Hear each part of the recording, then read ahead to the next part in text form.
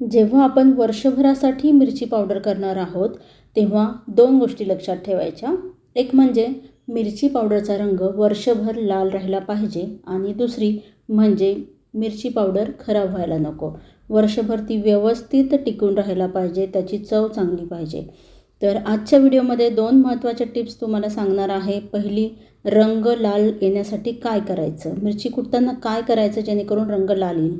आणि दुसरी गोष्ट म्हणजे स्टोअर कसा करायचं ही मिरची पावडर, म्हणजे खराब नको व्हायला. त्यामध्ये काय घालायचं आहे, काय ठेवायचं आहे आपल्याला, ज्यामुळे मिरची पावडर ही खराब होणार नाही आहे. तर इथे मी 3 प्रकारच्या मिरच्या घेतलेल्या आहे. वर्षभरासाठी हा मिरची पावडर करत आहे. तर सगळ्यात आधी चांगल्या क्वालिटीची मिरची निवडणं महत्त्वाचं आहे.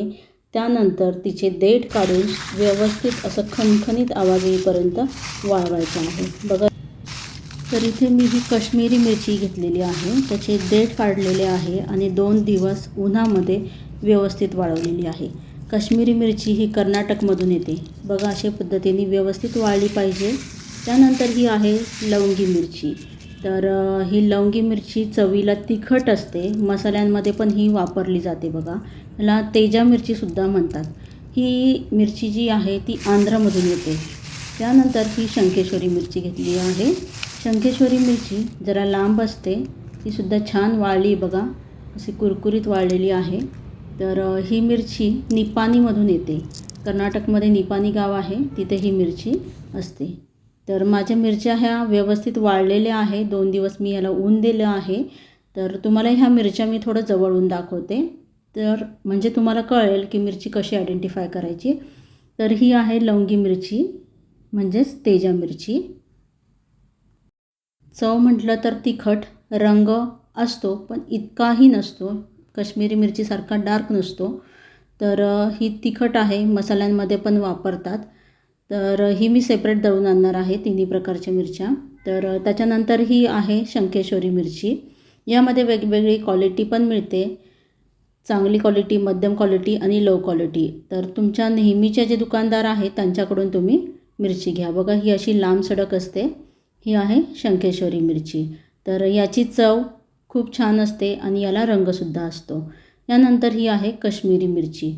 तर काश्मीरी मिरची ही अशी सुरकुतलेली असते. बेडगी मिरचीपेक्षाही याचा रंग छान असतो आणि चवसुद्धा छान असते. जेव्हा तुम्ही पनीरच्या भाज्या वगैरे करतात किंवा रेस्टॉरंट स्टाईल कुठल्या भाज्या करतात, तर त्यासाठी आपल्या घरामध्ये काश्मीरी मिरची पावडर नक्की ठेवा, त्याने खूप छान रंग येतो. तर आता मी हे मिरची कांडपमध्ये जाऊन दळून आणणार आहे. आपल्या चॅनलवर थोड्या दिवसापूर्वीच मी झणझणीत कोल्हापुरी कांदा लसूण मसाला कसा बनवायचा याचा डिटेल व्हिडिओ अपलोड केलेला आहे, तोही एकदा तुम्ही चेक करा. डंकामध्ये अशा पद्धतीने मिरची कुटली जाते. मिरची ही व्यवस्थित वाळलेली असेल तर मिरची छान बारीक कुटली जाते. त्यानंतर ही चाळतात आणि जो जाड राहिलेला भाग आहे तो परत तिथं कुटायला घातला जातो. काही ठिकाणी मिरची कुटताना त्यामध्ये मीठसुद्धा घालतात. तर मीठ ऑप्शनल आहे, तुम्हाला पाहिजे तर तुम्ही घालू शकतात. आता महत्त्वाची ट्रिक आहे इथे. रंग वर्षभर लाल राहण्यासाठी आपण इथे मिसळणार आहोत तेल. तर काकूंकडूनच ऐका.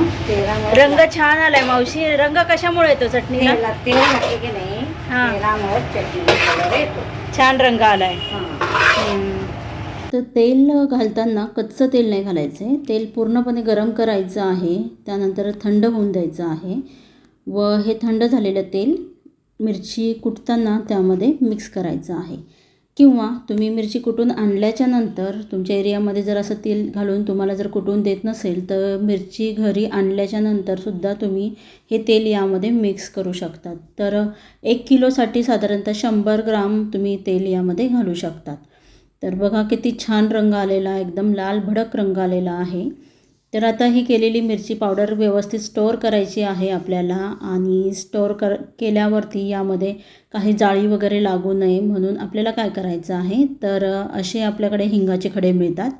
तर हे हिंगाचे खडे आपल्याला यामध्ये बरणीमध्ये घालायचे आहे. तर हिंगामुळे व्यवस्थित वर्षभर मिरची पावडर नीट राहते. मिरची पावडर टिकवण्यासाठी अजून एक करतात. जेव्हा बरणीमध्ये मिरची पावडर भरतात तेव्हा वरच्या बाजूला थोडंसं मीठ घालायचं बरणीमध्ये आणि मग झाकण लावायचं. यामुळे सुद्धा मिरचीला जाळी लागत नाही.